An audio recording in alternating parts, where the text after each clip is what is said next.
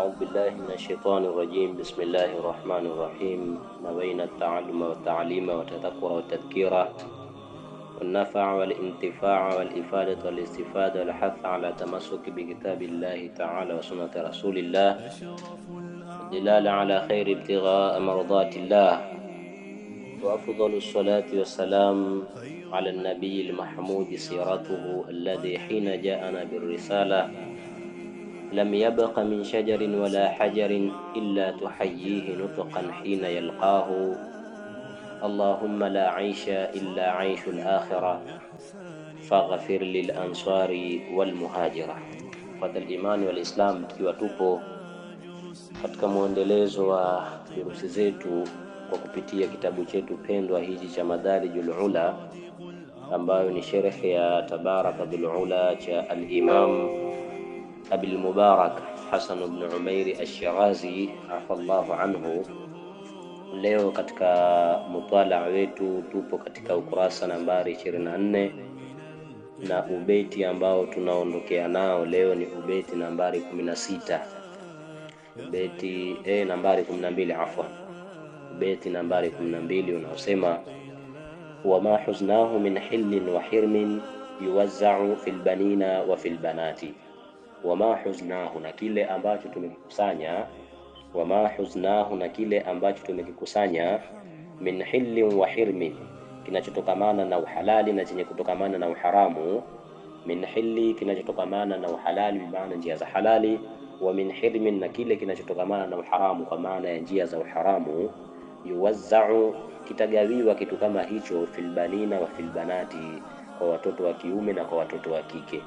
Yuwazza'u, kitagawiwa kitu kama hicho. Fil banina wa fil banati, kwa watoto wa kike na kwa watoto wa kiume, au kwa watoto wa kiume banina wa fil banati, na kwa watoto wa kike, kwa maana ya kwamba kile ambacho tumekihangaikia sisi katika maisha yetu haya ulimwengu, kile ambacho hakikutupa usingizi, ili kilitutia mawazo, mwisho wa siku tukawa hatuna raha mpaka tutakapokusanya kitu kama hicho katika mihangaiko yetu ya hapa na pale kila siku, tukasahau akhira yetu, au pamoja na kuitumikia akhira yetu, lakini mwisho wa siku tutakaposikia tumedondoka ndani mwa ulimwengu kama huu, basi kile hutaondoka nacho, hutopelekwa nacho kaburini, bali hicho kitakuwa kimebaki nyuma yako, na kitakuwa ni kitu ambavyo ni miongoni mwa vitu ambavyo watu watakavyorithi katika ulimwengu kama huu. Cha kwako wewe kitahesabika ni kile ambacho ulichokila na ukakimaliza, au cha kwako wewe ni kile ambacho ulichokitoa sadaka, kusaidia watu wenye mahitaji, kusaidia ndugu jamaa na marafiki, kusaidia katika njia za khairati. Ulichokitoa hicho ukaenda nacho katika njia ya Mwenyezi Mungu Subhanahu wa Ta'ala fi sabilillah, basi ujue moja kwa moja hicho ndicho kuhesabiwa cha kwako. Lakini kile ambacho hivi ninavyosema kipo mfukoni mwako, hicho sio cha kwako. Ukidondoka tu hapo, basi hicho kitakuwa ni cha wale warithi wako. Kwa hiyo wama huznahu, na kile ambacho tumekikusanya. Min hillin, kinachotokamana na uhalali, bi maana kinachotokamana na zile njia za halali. Wa hirmin, na kinachotokamana na uharamu kwa njia za haramu. Hicho au hivyo vyote yuwazza'u, vitagawiwa. Fil banina, kwa watoto wa kiume kama kuwa ni mirathi. Wa fil banati, na kwa watoto wa kike. Anasema chini huko: wa'lam, najua, anna ma huznahu, hakika kile ambacho tulichokikusanya. Ai ma jama'nahu, kile ambacho tumekikusanya. Min dhalika aljam'i alkathifi, kutokamana na mkusanyo huo mwingi. Min jihati hilli, kinachotokamana na upande wa uhalali. Ai min halalin kabai'in, kama kuuza. Wa shira'in, na kununua. Wa tijaratin, na kufanya biashara. Wa hibatin, na kupewa bure tu kama zawadi. Wa wasiyatin, na kupewa kama wasia, nikifa kitu changu fulani apewe mtu fulani, ni wasia huo. Bimaana umekipata kwa njia kama hiyo, ima umepata kwa kuuza, au hicho kitu umepata kwa kununua, au hicho kitu umepata kwa kupitia biashara, au umepewa zawadi, au umeusiwa upewe wewe. Wa min jihati hirmin, na pia vile vile kile ambacho tumekikusanya kwa njia ya uharamu. Ai min haramin, bikasri awwalihi, kwa kuitia kasri ile herufi yake ya kwanza, hirmin, fasukuni, kisha baada hiyo kasri kwenye hiyo herufi ya kwanza, herufi ya pili kutiwa sekina. Nasema bikasri awwalihi fasukunu, fasukuni, kwa kutia kasri ile herufi ambayo ipo mwanzoni mwa tamko kama hilo, kisha kutiwa kasri, kutiwa sekna ile herufi ambayo ipo baada ya hiyo herufi ya kwanza. Lughatun fil haram, ni lugha hiyo ambayo kutamkwa katika tamko la katika kitu cha haramu au tamko la haramu, katika kitu cha haramu au katika vitu vya haramu. Kadhulmin, kama vile kudhulumu, mathalan mtu kapata kitu kwa kupitia kudhulumu, wa riba wa rushwatin wa nahabi, pia vile vile kapata kitu kwa kupitia riba, kupitia rushwa, wa nahabin, na kwa kupitia kunyang'anya au kupora. Kadhulmin, kama kudhulumu, wa riba, na kama kupata kwa njia ya riba, wa rushwatin, na kama kupata kwa njia ya rushwa, wa nahabin, na pia vile vile kama kupata kwa njia ya nini, ya kupora, basi hicho pia mwisho wa siku utakiwacha, kitarithiwa na madhambi au thawabu ya kile ulichokikusanya, basi kipo juu yako wewe. Anasema msanifu, wailun liman yattakhiduna jam'iyati min ahadi alqabaili litakuna ay aljam'iyati wasilatan lidhulmi nnasi. Wailun, adhabu kali, kama tulivyosema, wailun ni wadi fi jahannam, ni jangwa hilo lenye moto mkali kabisa, kiasi ambacho mpaka jahannamu yenyewe inataka hifadhi kutokana na jangwa kama hilo. Kwa hiyo wailun, adhabu kali, liman, kwa wale ambao yattakhiduna jam'iyati, wanatengeneza mikusanyiko, min ahadi alqabaili, kutokamana na makabila mbalimbali, litakuna, ili kuwe huko, hai jam'iyati, huko kukusanya mikusanyiko, huko kutengeneza makundi, kutengeneza mikusanyiko, ili kuwe nini, wasilatan lidhulmi almali, iwe ndiyo njia ya kupelekea kudhulumu mali za watu. Kwa sababu wapo wale ambao wanapokufa marehemu, basi huwa wanaweka mikusanyiko kwa kutafuta namna gani ya kuweza kuzipata mali za marehemu kama yule, ingawa ana warithi wake wa kumrithi, lakini utamkuta mtu au watu waweka mikusanyiko pamoja na kuapishana, ili mradi aonekane yeye pia ni miongoni mwa mstahiki au ni miongoni mwa wastahiki wa wale ambao wanaostahiki kurithi mali kama ile. Sababu mtu kaacha mali nyingi na aona mali hii yote iende kwa watoto, sasa hapa nifanye mbinu gani ili mradi na mimi niweze kupata mali kama ile? Utakuta tafuta mashahidi wake wa uongo, na kama ilivyo mali hivi sasa, watu wameachana kabisa na masaili ya kidini, kuhukumiana au kupata mirathi kupitia kwenye huu upande wa dini, bali utamkuta mtu yeye mtu akifariki tu basi huwa wanapelekana mahakamani mali kama ile kwa ajili ya kwenda kugawanywa kule mahakamani, ili watu wawe sawa, sio mtoto wa kiume apate mara mbili zaidi ya mtoto wa kike. Mtoto wa kiume kile anachokipata na mtoto wa kike pia apate vile vile. Kwa hiyo kuna baadhi ya watu ambao hutengeneza mikusanyiko kwa ajili ya kuwadhulumu wale warithi husika, wale warithi ambao wanaostahiki kurithi mali kama ile, kisha mwisho wa siku wanatengeneza mashahidi wa uongo, ili mradi kwenda kutoa ushahidi, na sio mmoja, ni wengi, ili mradi kwenda kutoa ushahidi wa uongo kwa bwana huyu naye pia ni miongoni mwa warithi wa kihakika, hata kama hawa hawajui, lakini sisi tutoa ushahidi pia huyu ni katika wao.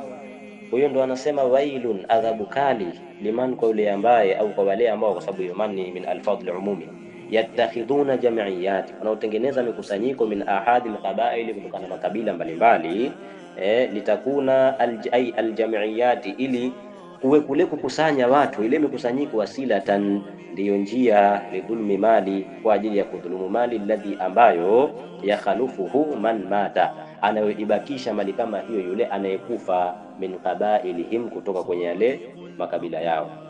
Walaysa lahu warithun, na hali ya kuwa huyu aliyekufa, mathalan, laysa lahu warithun, hana wakumrithi, laysa lahu wa laysa lahu warithun, na hana yeye mtu wa kumrithi. Manake kwa mfano kama huu hapa, manake yule ambaye aliyekufa kaacha mali nyingi sana, lakini maal asafi huyu bwana huyo hana wa kumrithi. Kwa hiyo kama hakuna wa kumrithi, kisharia mali kama ile itabidi iende Baitmali almuslimina, ikiwa kama ipo hiyo Baitmali. Sasa kama ipo haya, na kama watu wakifuata sheria za dini ya Uislamu, basi itakupelekwa, kwa sababu hakuna hata mtu mmoja ambaye kamwacha kuweza kumrithi yeye. Mathalan huyu kapia sehemu ambayo wala hajulikani wazazi wake, hajulikani yeye, yani familia yake kiufupi haijulikani, basi mali itakwenda huko.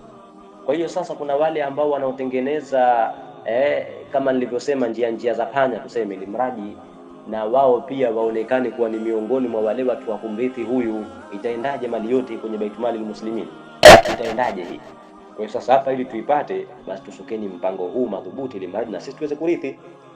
Kwa hiyo wasema walaysa lahu, na wala hana yule maiti yule warithun, mtu wa kumrithi. Kwa hiyo ikiwa hana mtu wa kumrithi, fayuqimuna wahidan minhum, wanamsimamisha mmoja miongoni mwao.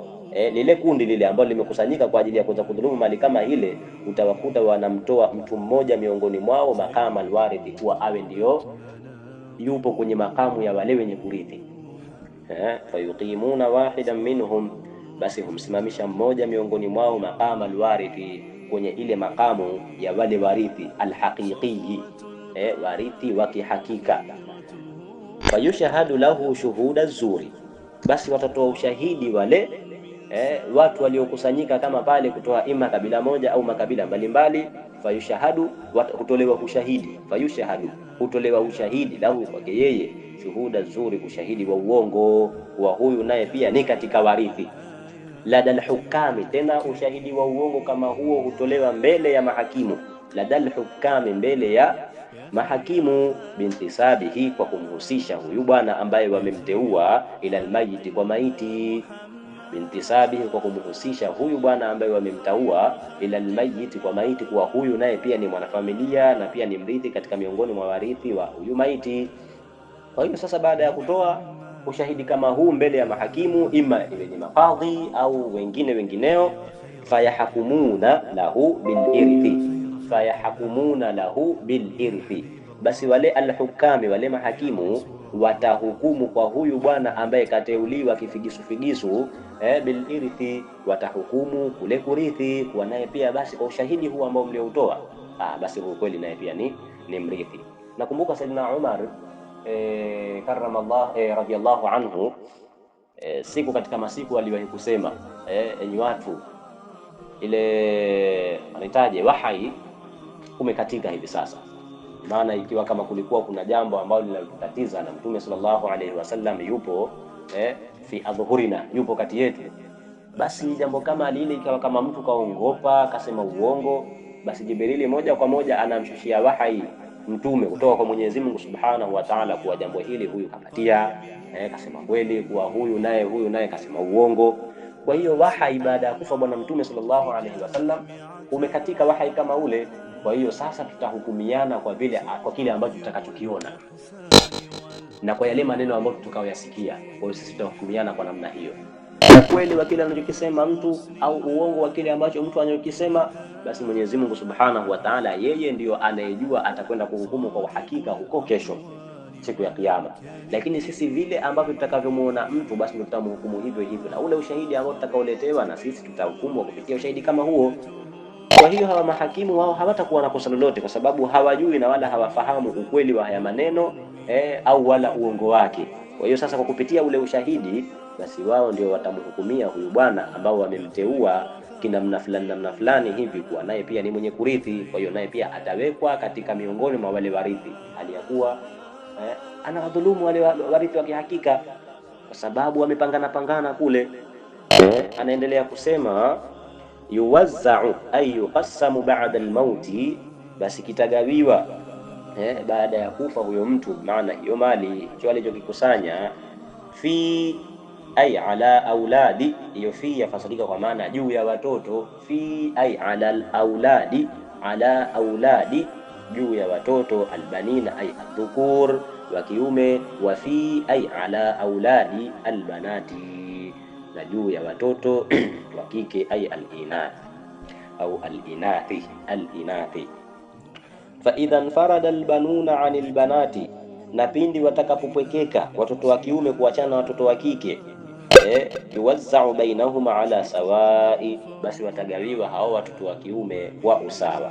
Fa idhan farada, basi pindi watakapopwekeka albanuna, watoto wa kiume, anil banati, kutokamana na watoto wa kike, yani pindi watakapokuwa warithi wa marehemu ni watoto wa kiume peke yake, pindi watakapokuwa warithi wa yule mfu, yule aliyofariki ni watoto wa kiume peke yake, ndio mafuhumu ya sehemu kama hiyo, basi anasema yuwazau bainahum, patagawiwa baina yao hao watoto wa kiume ala sawai, juu ya usawa, yani kama huyu atapata 10 na yule mwingine atapata 10 sawa sawa.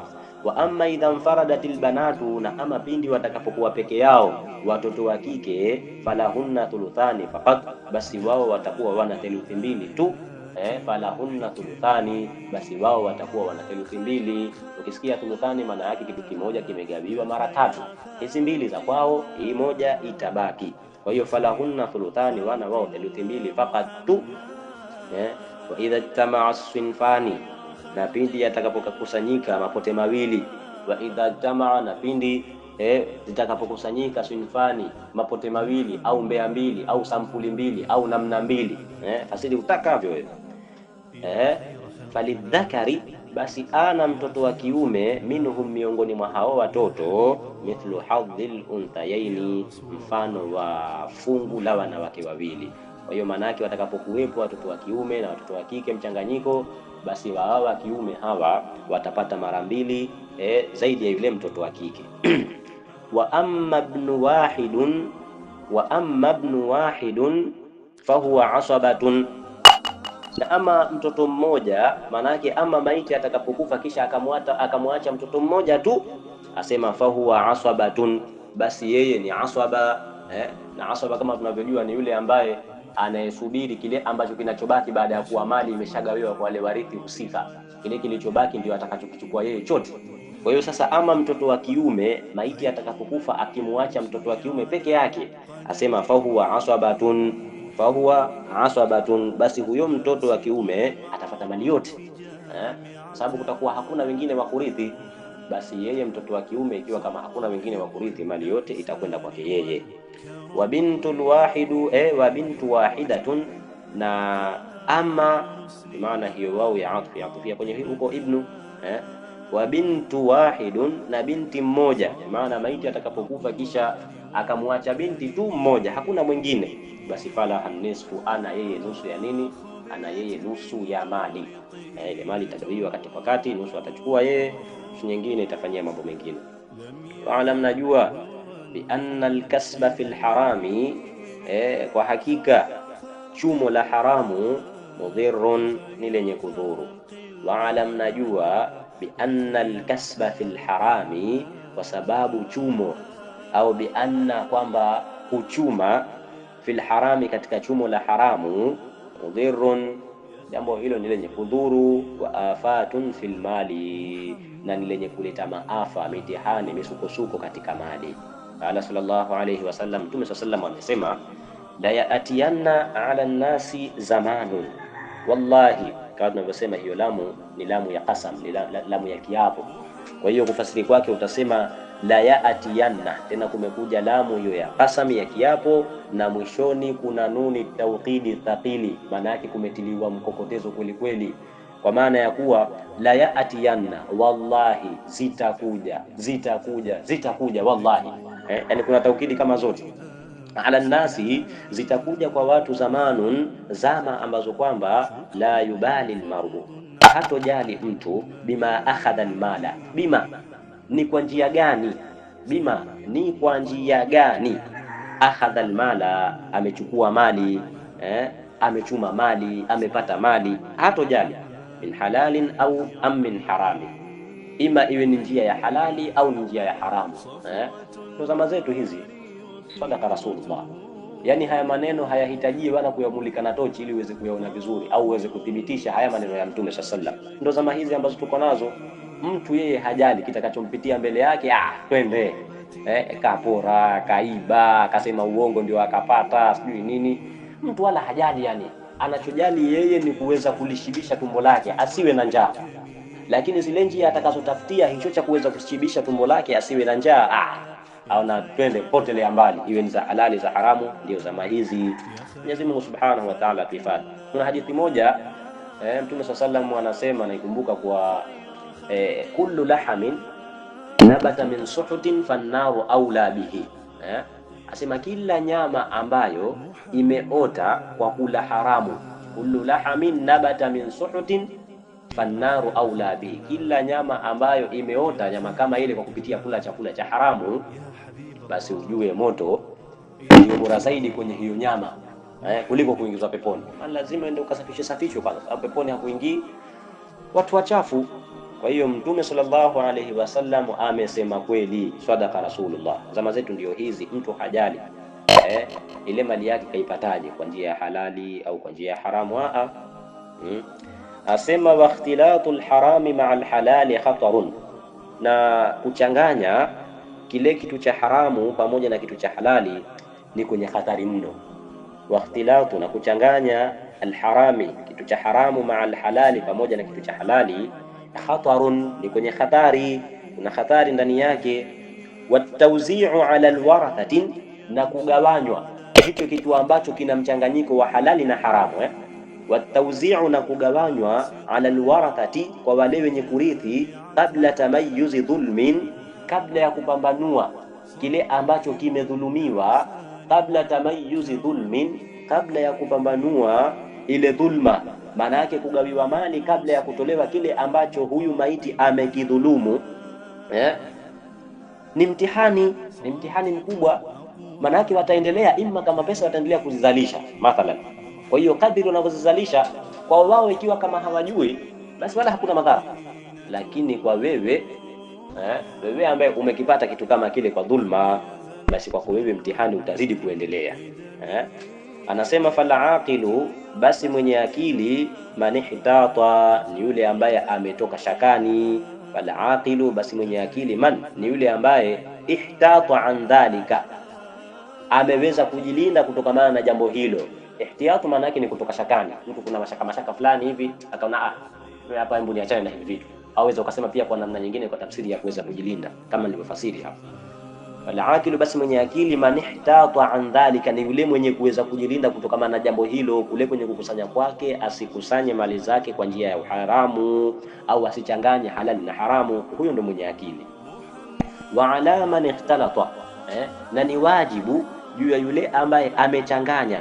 Wa alaman, na inamwajibikia yule ambaye ikhtalata bihima, ameyakusanya mambo mawili hayo, maana amekusanya kwa njia za halali na amekusanya na kwa njia za haramu. Ni wajibu juu yake an yatuba, kutubu ila Allah, kwa Mwenyezi Mungu, biraddil harami ila arbabihi, kwa kuweza kurejesha kile kitu cha haramu, kwa maana kile alichokidhulumu, ila arbabihi, kwa wenyewe. In wajadahum, kwa sharti, lakini in ya shartia. In wajadahum, ikiwa kama atawapata, ikiwa kama akiwakuta wenyewe, bwana mimi nilidhulumu bwana, basi warudishie na uambie, bwana mimi nimedhulumu hichi, lakini nakuombeni bwana mnisamehe hivi, kwa maneno mazuri. Na watu ukiwaambia maneno mazuri wataelewa, sawa.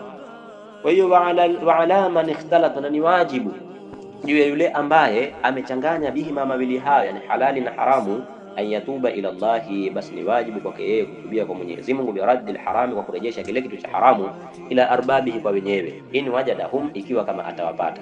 Wa in matu, na ikiwa kama wamekufa wale aliowadhulumu, fayarudduhu, basi na akirejeshe hicho kitu alichokidhulumu ambacho ni cha haramu, ila warathatihim, kwa wale warithi wake, au wale warithi wao, ila warathatihim, kwa wale warithi wao. Wa bwana, hichi kitu cha mzazi wenu au cha kaka yenu au cha dada yenu au cha bibi yenu, cha nyanya yenu, nimekichukua hichi pasi na ridhaa yake, na yeye takiwa nimrejeshee yeye, lakini hayupo. Kwa hiyo mmebaki nyinyi warithi wake, hii ni mali yenu, arejeshe. Wa illa, na kama si hivyo, maana kama pia aliwatafuta wale warithi wa huyu maiti, huyu ambaye aliyemdhulumu hakuwapata, tunasema wa illa, na kama si hivyo, maana kawatafuta wale hakuwapata, swarafahu ila ahammi almasalih, basi akitumilie kile kitu kwenye yale maslahi muhimu, ila ahammi almasalih, kwenye yale maslahi muhimu, kwenye yale mambo muhimu, sawa. Manake akitumilie kwa njia zile za halali, na anuie thawabu za haya ninayoyafanya kwa kupitia hichi kitu, basi zimuendee yule mwenyewe mwenye kitu chake. Afanye hivyo, akitumie kwenye mambo muhimu, maslahi muhimu. Wadhalika, na jambo hilo, biaini almali, kwa kutumia ile dhati ya mali alharami, ya haramu, in kanat baqiyatan, ikiwa ile mali ya haramu imebaki, ipo. Wa illa, na kama ile mali aliyoidhulumu ambayo ni ya haramu haipo, fa bibadalihi, basi atumie badala yake. Fabibadalihi, basi atumie badala yake. Manake vipi? Manake mathalan wewe mtu umemdhulumu pesa taslim, imma iwe 100,000, milioni 1, au 3,000, kama anavyosema wenyewe 3,000.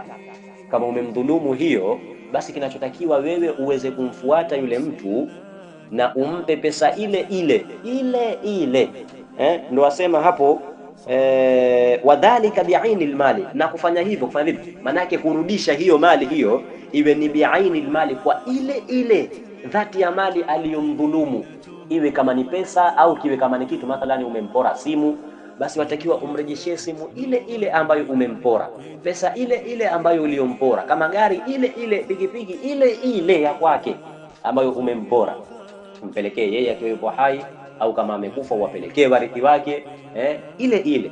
Lakini anasema wa illa, kama si hivyo, kile alichokidhulumu hakipo, kimepotea, kama pesa kishazitumia, kama gari kishalitumia, mwisho wa siku limeharibika, kama pikipiki au kitu kingine chochote kile kilicho kisha kitowesha katika kisha kiharibu mwisho wa siku, basi fabibadalihi, atakiwa apeleke badala yake, bi maana badala ya kile kitu. Zile 3,000 zile umeziharibu, basi chukua 3,000 nyingine mrudishie yeye, chukua rudishie warithi wake kama yeye hayupo, kwa namna kama hiyo. Asema kabla an yafja'ahu almautu, kabla ya kumshambulia haraka, kabla ya kumshtukizia yeye bwana kama huyo, almautu mauti, kabla an yafja'ahu, kabla ya kumshtukizia yeye, almautu mauti, yani rudisha hicho kitu kabla ya mauti haja kufanyaje, hayaja kushtukizia kwa ghafla.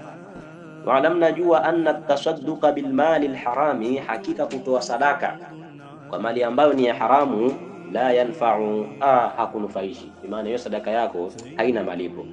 Madama almadhlumuna mawjudina, madama almadhlumuna, muda wa kuwa wale wenye kudhulumiwa, madama almadhlumuna, muda wa kuwa wale wenye kudhulumiwa, mawjudina, ni wenye kuwepo. Maana yake utakapotoa sadaka kwa ile mali ambayo ni ya haramu, haitokubaliwa madamu wale uliowadhulumu wapo.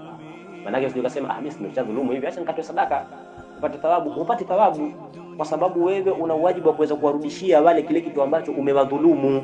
Kwa hiyo sasa ukitoa sadaka wala hupati faida yoyote, wala hupati thawabu zote, bali utapata dhambi badala ya thawabu. Madamu wale uliowadhulumu wapo, warudishie kile kitu chao, warudishie kitu chao.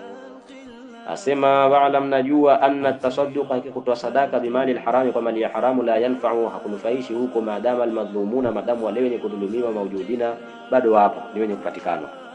Qala sallallahu alayhi wasallam, musallam amesema la taghabitanna jami'a almali min ghairi hillin, la taghabitanna, usiwaonee wivu, la taghabitanna, usiwaonee wivu, jami'a almali, yule mwenye kukusanya mali, la taghabitanna jami'a almali, usimuonee wivu yule mwenye kukusanya mali, min ghairi hillihi, kutokamana njia ambazo sio za halali, wala usimuonee wivu kama.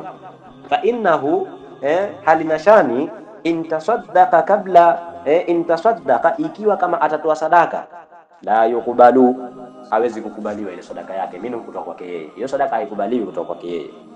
Wa maana kile ambacho bakia, kimebaki, kile ambacho wako nacho, kana zaduhu ila nari, imekuwa ni ziada yake hiyo, itakayompeleka wapi? Itakayompeleka motoni. Kwa hiyo wale ambao wanaotoa mali kama kwa njia ya sadaka, lakini mali kama ile ni ya haramu, wala usiumie roho, maana wala usimuonee wivu, kwa sababu kile anachokitoa hakikubaliwi. Fallahu, basi Mwenyezi Mungu, yamhu sayyi'a bisayyi, ila yamhu sayyi'a bisayyi, hafuti ovu kwa ovu, walakin yamhu sayyi'a bilhasanati, lakini hufuta jambo baya kwa kupitia jambo jema. Kama warada, kama ilivyopokelewa hadithi, au kama ilivyokuja katika hadithi ya Bwana Mtume sallallahu alaihi wasallam. Walamma kanat alwarathatu, nazama au napindi walipokuwa wale warithi, lam tata'ayyan bilbanina wa bilbanati, hawaainiki, hawalazimiki kuwa ni watoto wa kiume tu na watoto wa kike, yani si kuwa warithi hapa na watoto wa kiume peke yake, au ni watoto wa kiume na wa kike peke yake basi na watu wengine. Zama ilivyokuwa sivyo hivyo, ndio akasema wa fi man lam nuahiluhu bifalsin wa qimahu habbatin qabla al-mamati wallahu a'la wa a'lam. Tumwombe Mwenyezi Mungu Subhanahu wa Ta'ala tujalie alladhina yastami'una al-qawla fayattabi'una ahsanahu innahu waliyyu dhalika wal qadiru alayhi.